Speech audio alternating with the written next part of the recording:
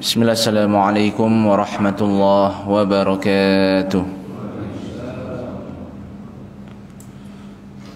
Alhamdulillah wassalatu wassalamu ala rasulillah wa ala alihi wa ashabihi wa man tabi'ahum bi ihsanin ila yaumiddin, amma ba'd.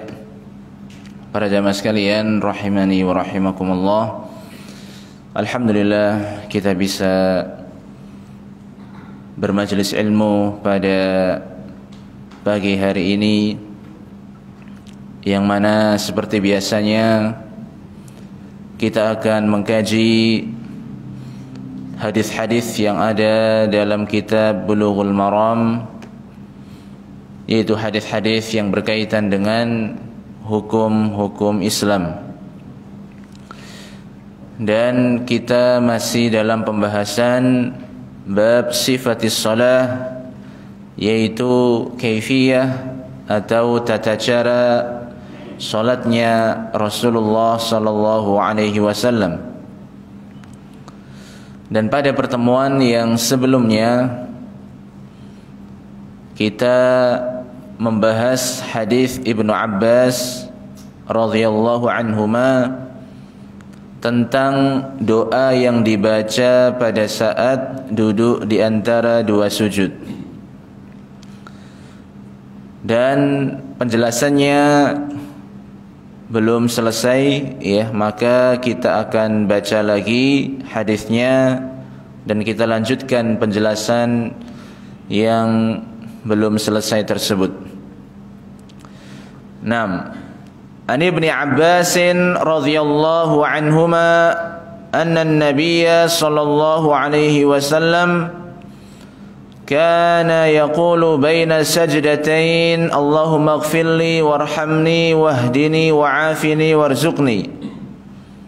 Rawahu al-arba'atu illa an-Nasa'i wal lafdhu li Abi Dawud wa sahahahu al-Hakim. Dari sahabat Ibnu Abbas, semoga Allah meridhai keduanya, bahwasanya Nabi sallallahu alaihi wasallam dahulu tatkala berada pada posisi duduk di antara dua sujud, beliau membaca doa Allahumma ighfirli warhamni wahdini wa'afini warzuqni. Ya Allah, ampunilah aku dan rahmatilah aku dan tunjukilah aku atau berikanlah hidayah kepadaku, wa'afini dan berikanlah aku afiah, keselamatan, warzuqni dan berikanlah rizki kepadaku. Hadis riwayat imam-imam yang 4 kecuali Imam Nasa'i, dan lafaz ini lafaz Imam Abu Dawud, dan hadis ini disahihkan oleh Imam Al-Hakim. Dan dalam riwayat yang lain, maka ada lafaz yang lain, ya, yaitu wajburni, sebagai ganti dari wa'afini. Kemudian lafaz yang lain juga warfa'ni, sebagai ganti dari wahdini. Maka seperti yang sudah dijelaskan kemarin, ya, total itu ada 7 kata, ya, 7 permohonan. Taib, kemarin kita sudah jelaskan 3, yaitu ighfirli, ampunilah aku, warhamni, rahmatilah aku, wahdini dan berikanlah hidayah kepadaku. Maka di antara permintaan yang dipanjatkan oleh Rasulullah dalam doa tersebut, yaitu pada saat duduk di antara dua sujud, wa'afini, dan berikanlah afiah kepadaku, yaitu keselamatan kepadaku. Maka wa'afini yakni talabul afiyah, meminta afiyah kepada Allah Subhanahu wa taala. Wa dzalika bi an yarfa'allahu 'anhu al-asqama wal balaya, yaitu seseorang memohon kepada Allah agar Allah mengangkat penyakit-penyakitnya, wal balaya, dan musibah-musibah dari dirinya. Ya, maka ketika seseorang mungkin dalam keadaan sakit, ya, atau tertimpa musibah, petaka, maka dia memohon kepada Allah, wa'afini, ya Allah angkatlah penyakit-penyakit, ya, dan juga bala, musibah dari diriku. Fa in kana maridan fi badanihi fa alaihi an yastahdhira dzalika halad du'a wa a'dhamul amrat wa aktsaruha maradul qulub imma bisyahawat al muhlika atau bisyubuhatil mudhillah. Apabila seseorang ternyata dia itu sakit pada badannya, maka hendaknya dia benar-benar memperhatikan dan memahami doa ini. Wa'afini, dia benar-benar ingin, ya, mendapatkan yaitu kesembuhan dengan diangkatnya penyakit-penyakit dari dirinya. Dan ternyata a'zamul amrad wa aktsaruha, penyakit yang paling besar dan yang paling banyak itu adalah maradul qulub, penyakit hati. Jadi tidak hanya penyakit itu menimpa badan atau jasad seseorang, ada yang lebih berbahaya dan juga banyak menimpa manusia, yaitu maradul qulub. Apa maradul qulub? Penyakit hati. Iya.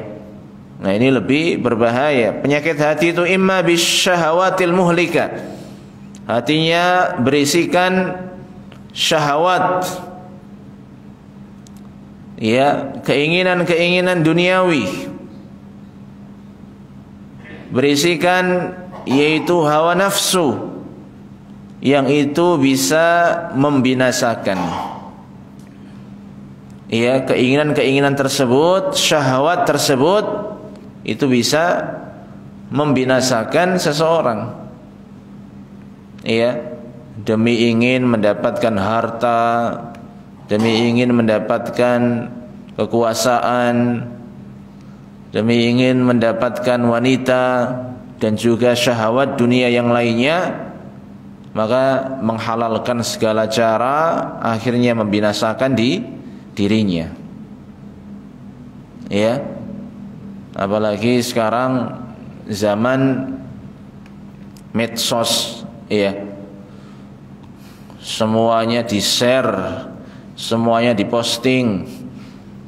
Apa yang dia miliki, apa yang sedang dia kerjakan, jalan-jalan di mana atau beli apa, itu di-share terus. Iya, akhirnya orang itu pengen, aku nge-share apa iki? Ya. Apalagi kalau yang di-share itu yang gaya-gaya gitu ya. Akhirnya, ya, gara-gara seperti itu dia menghalalkan segala cara dan itu bisa membinasakan. Makanya di antara 3 hal yang membinasakan manusia itu hawan muttaba, hawa nafsu yang terus dituruti, ya, tanpa memikirkan apakah ini halal atau haram. Atau juga penyakit hati itu adalah asyubuhatil mudhillah, syubhat-syubhat yang menyesatkan.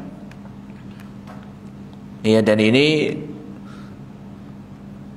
ketika kejahilan menyebar, ilmu sedikit, ya, maka syubhat itu gampang sekali menimpa manusia.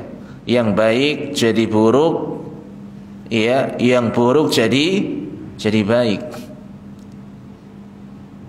yang haram itu menjadi hal yang lumrah biasa, dengan argumentasi-argumentasi yang seolah-olah benar padahal bercampur dengan kebatilan, ya. Dan itu kalau kita tidak punya bekal ilmu agama, maka kita akan terkena syubhat-syubhat, kerancuan-kerancuan berfikir yang bercampur antara yang hak dan yang batil. Yang batil dikemas dengan kemasan-kemasan yang sungguh indah sehingga membuat orang itu banyak terjebak di dalamnya tanpa tahu bahwasanya itu adalah sesuatu yang batil. Iya. Wa dzalika wal iyadzu billah sababu syaqawatil 'abdi. Wa fa'ala al-'abdi an yastahdhira dzalika aidan. Maka ketika kita mengucapkan wa'afini, kita juga memohon kepada Allah agar diselamatkan dari penyakit-penyakit badan, malapetaka yang menimpa jasad, harta dan sebagainya. Dan juga kita memohon kepada Allah agar diselamatkan dari fitnah syahwat dan fitnah syubhat. Warzuqni, dan berikanlah aku rizki. Yuradu bihi talabur rizki, yaitu meminta rizki.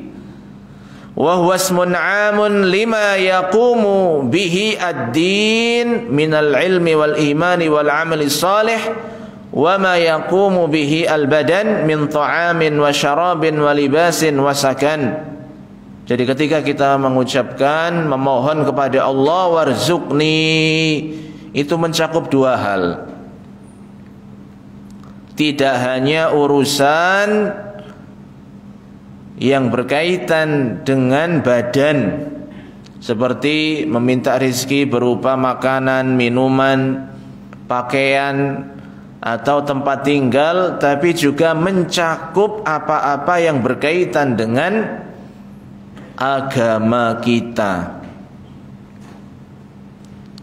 Kita meminta rezeki kepada Allah berupa ilmu dan juga berupa iman dan juga berupa amal-amal soleh. Itu juga kita harus minta kepada Allah, karena ilmu, iman, amal soleh juga termasuk rizki yang hanya Allah kasih bagi hamba yang benar-benar jujur memohon ilmu. Betapa banyak ya orang yang tidak dikasih rizki berupa ilmu, meskipun hartanya, ya, kekuasaannya, jabatannya mungkin dia dapat, tapi nggak dapat ilmu agama. Ilmu itu, ya, kita ini pas dalam kondisi lampu mati semuanya, nggak ada cahaya.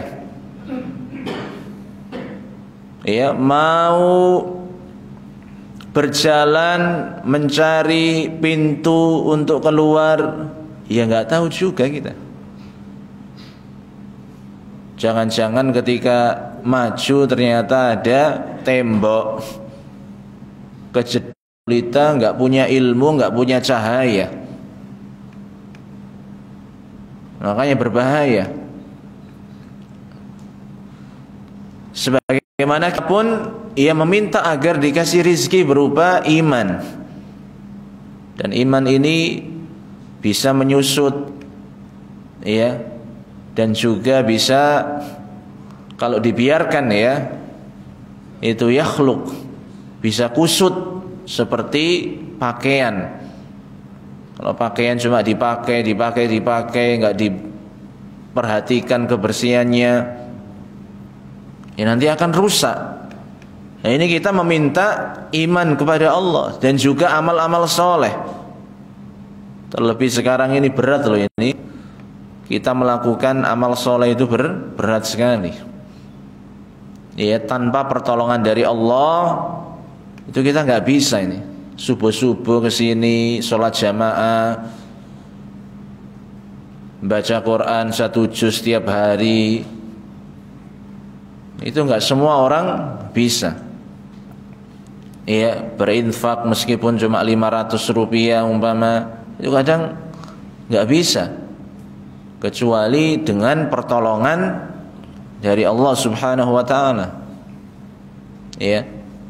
Maka kita meminta warzuqni itu hal-hal yang berkaitan dengan rizki, yaitu buat badan kita, buat kebutuhan-kebutuhan primer kita untuk hidup di dunia ini, makan, minum, pakaian, tempat tinggal dan selainnya. Demikian juga berkaitan dengan agama kita. Ya, yaitu iman, ilmu dan amal soleh. Fa'ala al-abdi an yastahdhira hadhihi al-ma'ani al-'azima 'inda hadha ad-du'a. Maka ketika membaca doa ini, seorang hendaknya benar-benar menghadirkan pemahamannya, benar-benar menghayati doa yang diucapkan dan maksud dari doa yang dia ucapkan tersebut. Kemudian wajburni, itu dari kata al-jabr. Al-jabr itu adalah ketika ada yang patah, maka Allah perbaiki. Ketika ada yang rusak, maka Allah perbaiki. Yaitu maksudnya dari al-jabr. Dan kita ini selalu berada pada kondisi-kondisi seperti itu. Kadang dijanjiin sama orang, ternyata PHP umpama ya. Ini hati kita kadang patah gitu loh ya. Artinya ada yang hilang dari hati kita itu. Atau hal-hal yang lain. Makanya al-jabr yakunu minan naqsil ladzi ya'tari al-'abdu fi jami'i ahwalihi. Yang dimaksud dengan al-jabr ketika kita memohon kepada Allah wajburni, yaitu ketika seseorang ada pada kondisi yaitu kekurangan dalam semua keadaannya, ada kekurangan. Maka di sini doa wajburni itu adalah hadza du'aun bil jabri alladhi haqiqatuhu islahul 'abdi wa daf'u jami'il makarih anhu. Itu meminta kepada Allah agar Allah perbaiki urusan-urusan kita. Yang pasti ada kekurangan. Allah tambal, Allah sempurnakan kekurangan tersebut. Sebagaimana wajburni itu adalah juga bisa mencegah kejelekan-kejelekan yang menimpa kita. Wallahu azza wa jalla yajbur dha'fa adh-dhu'afa min ibadihi wa yajbur kasra al-qulub al-munkasira min ajlihi. Kalau kita lihat orang-orang yang lemah, orang-orang yang miskin, itu mereka kan serba kekurangan Dan seandainya patokannya itu materi, mereka ini orang yang paling sengsara, orang yang paling menderita, enggak punya apa-apa, kekurangan serba terbatas. Tapi Allah Subhanahu wa taala itu yajbur dha'fa adh-dhu'afa min ibadihi. Allah itu yajbur tadi itu menambal kekurangan-kekurangan yang ada pada dirinya. Umpama kita saja dalam anggota badan kita ada yang kekurangan. Itu kalau dipikir itu kadang kita ini sedihnya kayak orang yang paling sedih di muka bumi. Padahal mungkin ya cuma salah satu dari anggota badan kita aja yang mungkin ya kurang sempurna atau ada kekurangannya ya. Tapi kalau dipikir yang satu itu seolah-olah menjadi orang yang paling sedih sekali di muka bumi ini. Ya, dan itu kalau tanpa jabr dari Allah, kalau Allah tidak menambal kekurangannya tersebut, maka dia akan seperti itu. Merasa sedih terus, merasa nelongso terus ya. Makanya Allah menambal ya, memperbaiki kekurangan orang-orang yang lemah. Dan kalau kita lihat ya, orang yang meskipun dia itu orang miskin, tapi dia punya iman yang kuat, punya amal soleh, itu sebenarnya mereka nggak merasa sedih ya dengan kondisi mereka, karena mereka memiliki hati yang terpaut kepada Allah dan tidak melihat hanya sebatas masalah-masalah materi. Yang mereka perhatikan adalah bagaimana keimanan mereka kepada Allah, ketaatan mereka kepada Allah, ibadah mereka. Bahkan kadang orang yang miskin, orang yang nggak mampu itu malah nolong orang, dan itu sebuah kebahagiaan buat dirinya gitu loh, bisa nolong ya semampu dia gitu loh. Makanya hidupnya itu meskipun ya ekonominya terbatas, itu kayak nggak terlalu terbebani gitu loh ya. Ini biasanya orang desa ya, nggak tahu kalau orang di kota ini ya, kan persaingannya lebih ketat gitu loh, dan semuanya serba materi. Sebagaimana Allah itu yajbur kasral qulub al-munkasira min ajlihi.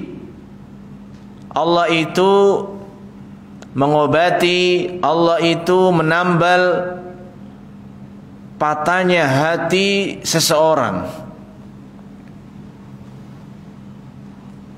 Dan pasti terkait dengan patah hati ini bukan hanya masalah cinta ya. Kemudian juga tidak hanya bagi anak-anak muda.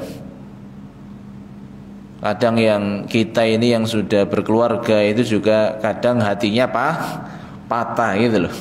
Entah sebab apa itu juga kadang kita mengalami seperti itu. Tidak hanya terkait cinta dan cinta saja, itu sudah berlalu masa-masa remaja itu ya. Itu pun tetap kita ya kadang merasakan dalam kondisi-kondisi yang menjadikan hati kita itu terluka, sedih, gundah. Nah ini Allah yang bisa mengobatinya.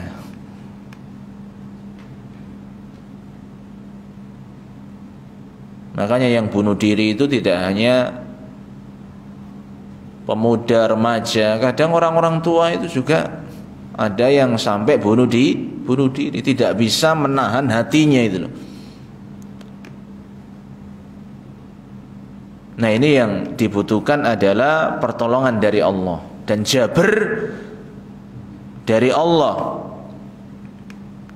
ya, agar hati kita itu tetap sehat, tetap normal ya, tetap bergantung, terpaut hanya kepada Allah Subhanahu wa ta'ala.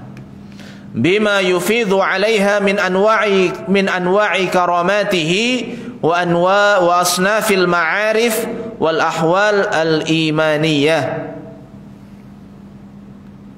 Ini yang tidak kita ketahui dengan kasat mata.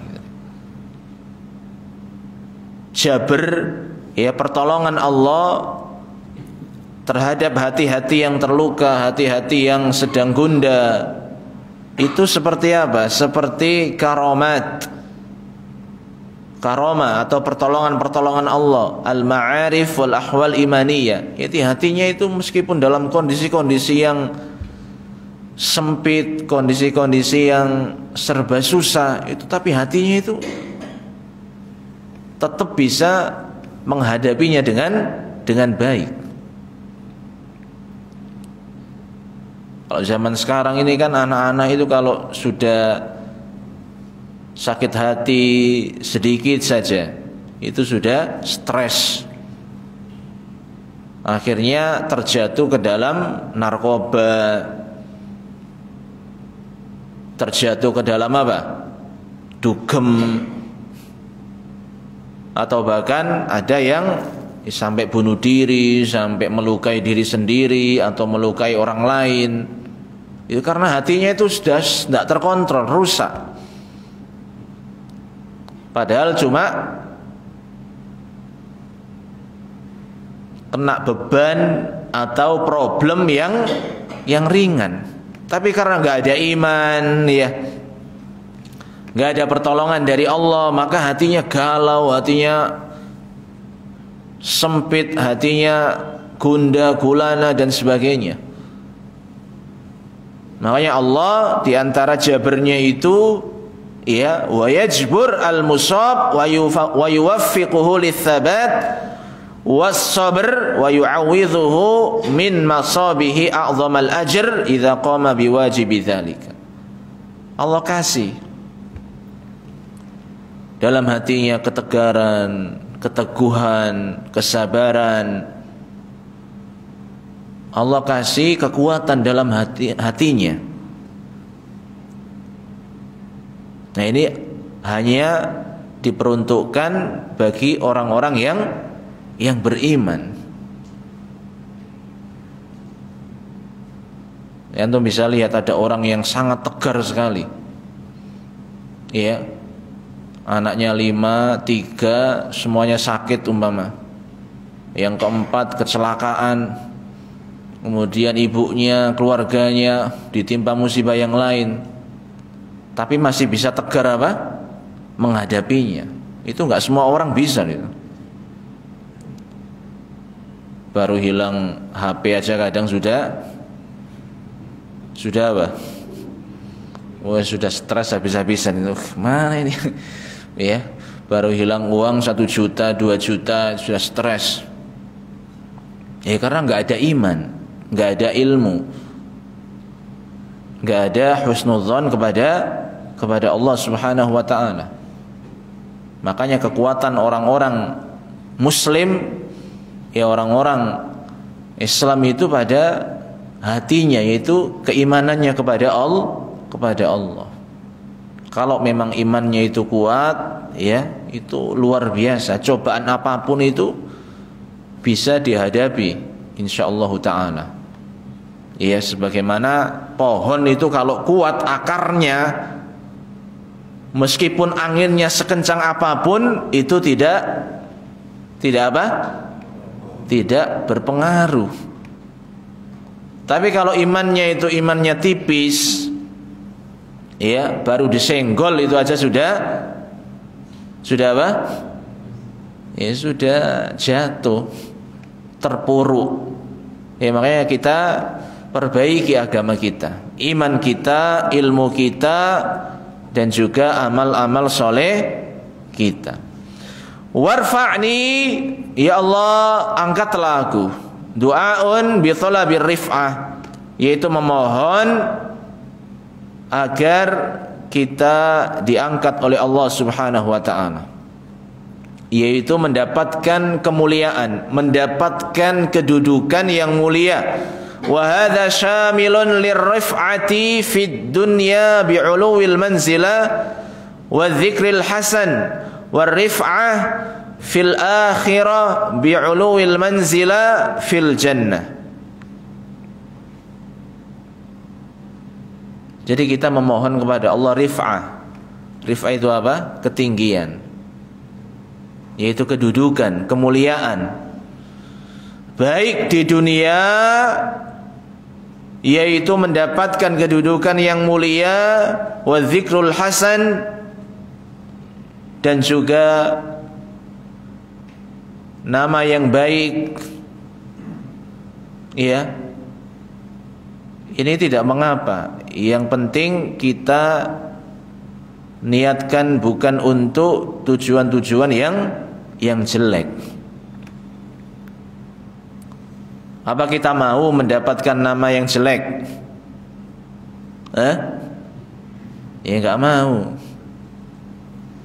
Kita dagang aja bagaimana caranya brand kita itu bisa brand yang namanya baik.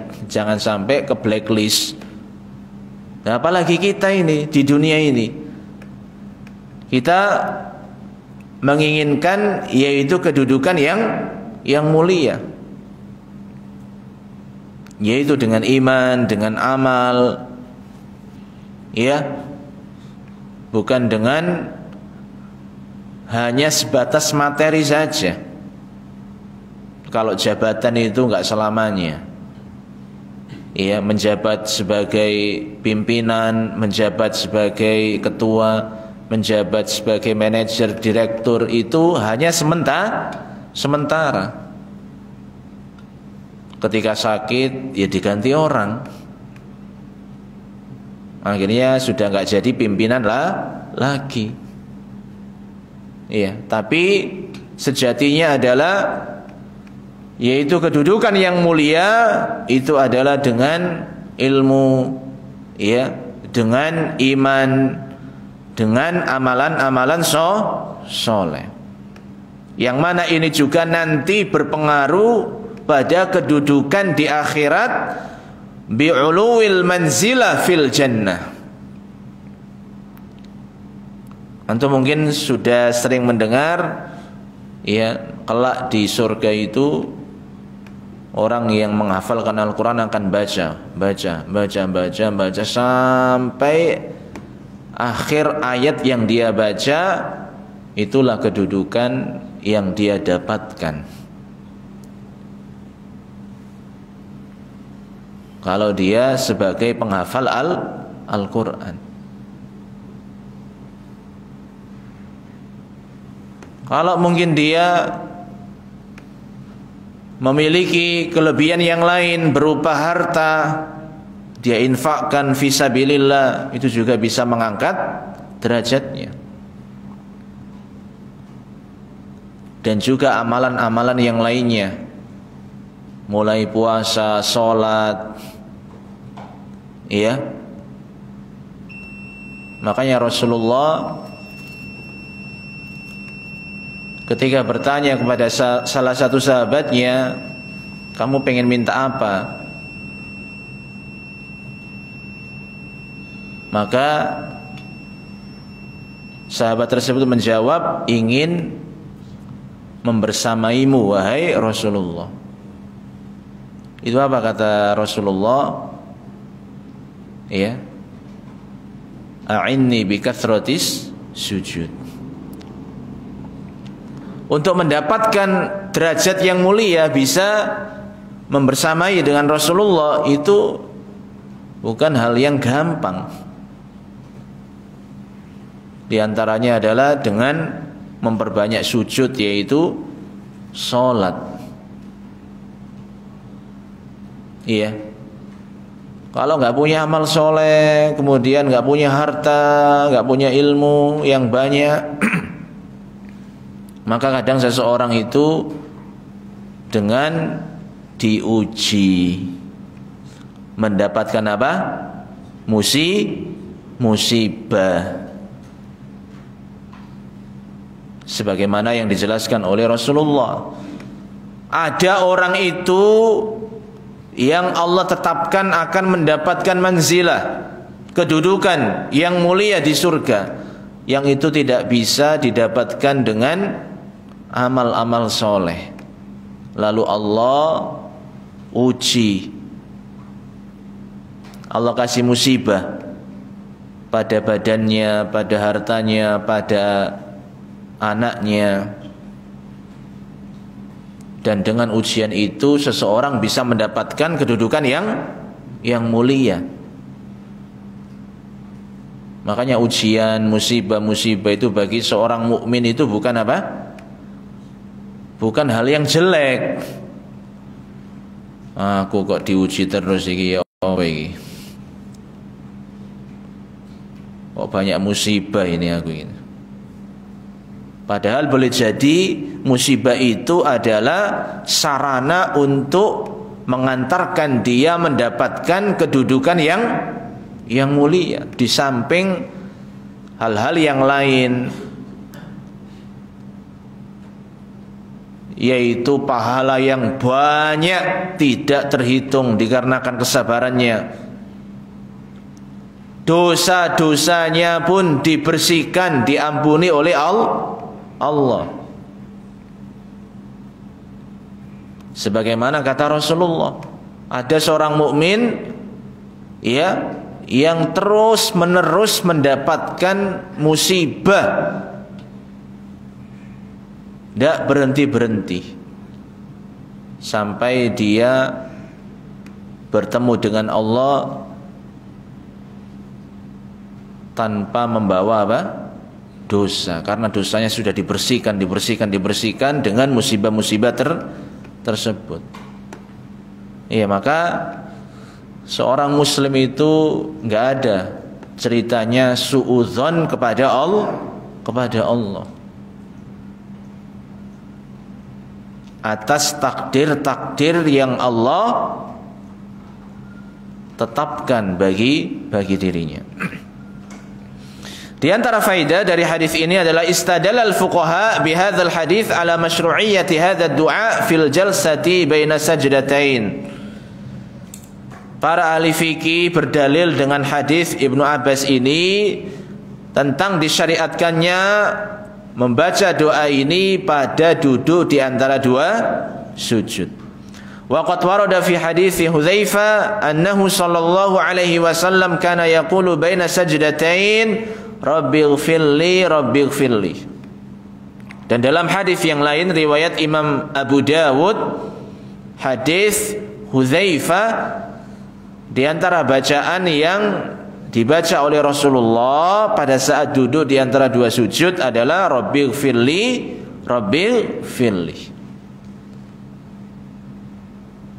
Wahai Rabbku ampunilah aku, wahai Rabbku ampunilah aku, yaitu ampunilah dosaku. Fal julusu baina sajdatain mahallu du'ain. Maka duduk di antara dua sujud itu pun posisi yang bisa digunakan untuk berdoa. Karena tadi bacaan-bacaan duduk di antara dua sujud adalah apa tadi? Rabbighfirli Rabbighfirli. Dan hadis Ibnu Abbas tadi itu meminta rahmat, meminta rizki, meminta afiyah dan yang lainnya.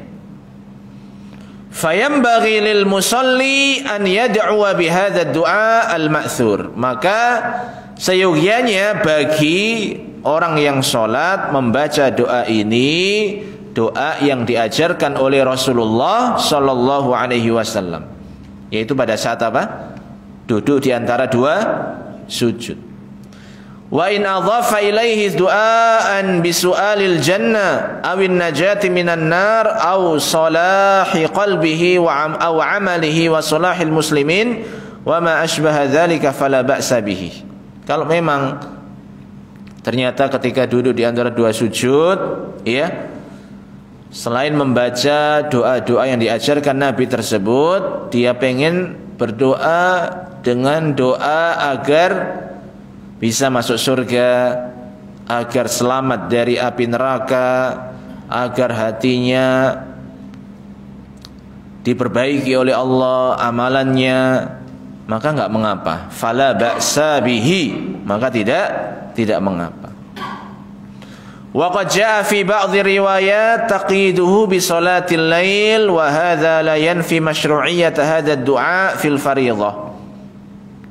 Memang dalam riwayat-riwayat yang lain doa-doa tersebut itu dijelaskan dibaca pada saat sholat malam. Pada saat sholat apa? Sholat malam, sholat lail, sholat malam. Itu beberapa riwayat menjelaskan hal tersebut. Namun hal itu tidak menafikan doa itu dibaca pada sholat-sholat fardu. Lima taqaddam anna ma jaza fin nafli jaza fil fardhi illa ma dalad dalil ala takhsisihi bihi. Karena kaidah yang sudah pernah kita bahas, apa-apa yang dibolehkan pada ibadah yang sunnah maka dibolehkan juga pada ibadah yang wajib atau yang fardu, kecuali memang ada dalil khusus yang hanya menjelaskan itu khusus pada amalan sunnah saja. Waqad hakat Tirmidzi dzalika 'an Syafi'i wa Ahmad wa Ishaq wa qala innahum yarawna hadza jaizan fil maktubati wat tatawwu'. Imam Tirmidzi menyampaikan dari Imam Syafi'i, Imam Ahmad, Imam Ishaq, beliau berkata bahwasanya mereka memandang ini boleh baik di ibadah yang wajib maupun tatawwu, yaitu sunnah. Waqad nasal fuqaha wa minhumul hanabila ala anna al-wajib min dzalika marratan wahidatan wal afdal an yukarriraha li hadits Hudzaifah. Kalau kita melihat ya bahwasannya doa tersebut ya menurut para fuqaha ahli fikih maka yang wajib itu dibaca hanya sekali. Berapa kali? Al-wajib marrah wahidah. Yang wajib itu hanya dibaca berapa kali? Satu kali. Akan tetapi yang lebih utama adalah mengulanginya seperti yang dijelaskan dalam hadis Hudzaifah, Rabbighfirli, Rabbighfirli, itu kan diulangi ya. Wa du'a'u bima jaa'a fi hadzal hadis yatadhamman jalba khairid dunya wal akhirah wa daf'i syarrid dunya wal akhirah. Maka doa yang diajarkan oleh Rasulullah ini mengandung kebaikan dunia dan akhirat. Kalau antum biasanya pakai doa yang mana? Duduk di antara dua sujud.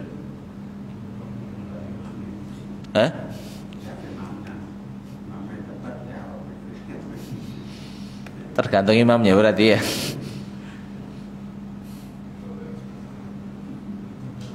Kaidahnya apa kaidahnya? Ya, bervariasi. Biar sunnah-sunnah Nabi itu bisa diamalkan, tidak hanya satu saja. Dan doa-doa tersebut itu mengandung kebaikan dunia dan akhirat. Ya, makanya kita ini setiap doa yang kita ucapkan di sholat itu kalau kita paham itu luar biasa sebenarnya. Tidak ada satupun bacaan, zikir atau doa yang ada di sholat ya itu kecuali kebaikannya luar biasa. Ya, cuma kita ini bacanya itu karena nggak dihayati itu loh ya, nggak dipahami itu loh. Apalagi kalau imamnya cepat itu loh ya. Yang penting gimana caranya biar nggak ketinggalan pergerakannya. Makanya harus ada sholat sendiri. Jangan mencukupkan dengan sholat jamaah. Maksudnya sholat sendiri ini sholat sunnah maksudnya ya. Bukan sholat fardu tapi sendiri, bukan. Ya, sholat jamaah, sholat fardu, kemudian ada tambahan sholat yang lain, tatawwu. itu nanti kita akan bisa merasakan nikmatnya sholat. Ya, sebagaimana doa-doa ini juga mengandung agar dijauhkan dari keburukan, kejelekan dunia dan akhirat. Ya, maka luar biasa sebenarnya sunnah ajaran yang diajarkan oleh Nabi kita Muhammad sallallahu alaihi wasallam itu mengandung dua hal, ya, yaitu mengandung kebaikan untuk kita baik di dunia dan di akhirat, dan mengandung yaitu agar kita dijauhkan dari keburukan-keburukan di dunia dan di akhirat. Mungkin ini yang bisa kita bahas pada kesempatan pagi hari ini, yang mudah-mudahan bisa bermanfaat, ya, dan insyaallah akan kita lanjutkan pada pertemuan yang akan datang, ya, karena masih ada beberapa hadis, ya, yang mana insyaallah pembahasan berikutnya itu ada juga terkait dengan kunut, ya, masyru'iyatil kunut fin nawazil, kunut nazila, ya, insyaallah taala kita akan bahas pada pertemuan yang akan datang. Subhanakallahumma wa bihamdika asyhadu an la ilaha illa anta astaghfiruka wa atubu ilaik. Wassalamualaikum warahmatullahi wabarakatuh.